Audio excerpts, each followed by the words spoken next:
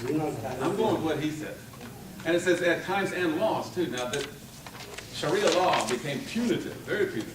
And the first Sharia law was enforced against the Muslims who didn't do what the Caliph said, they'd put them all to death. That's why it was so harsh. And this is how we see this equates with the prophecy of Revelation of the 1260 days. Daniel gives the time prophecy of a time, times, and the dividing of the time. He calls it this one, not and half. And interesting how the some are solar years and some are lunar years. I think I'm running out of time here. I want to thank you all for your patience and your endurance through all the heat here. Yes, ma'am. I just wanted to go back to that number 23 about the break it in pieces. Yes. Would that be the falling down of the old world order? Yeah. I'm sure it would. Yeah. What we're witnessing in the world today. Yeah, is the breaking up into pieces, that the destroying of the old world order to start the beginning of the new world order.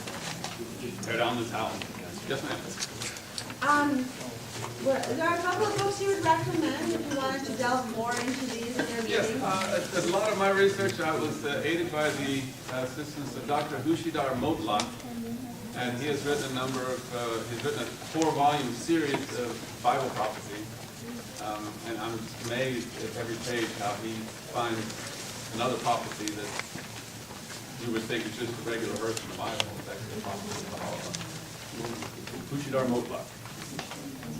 There should be some in the bookstore. I tried to have some arranged to be here, so if you want to look at that. The year is 666. Well, in 661, Ali was murdered. He was the successor to Muhammad, and Muawiyah was attacked and hit with a sword in the head and survived. And then he blasphemed to this will of God, and he overthrew the Caliph. He overthrew the son, Ali's son, and moved the capital to Damascus and sacked Medina and desecrated Mecca.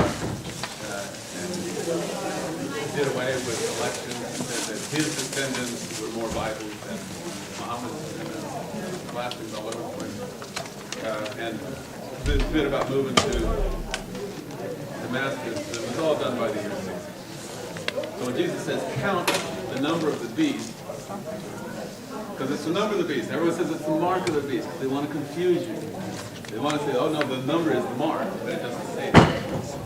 And that way, if that mark doesn't appear on people's forehead, then these prophecies are never fulfilled, and how convenient they get to be in control.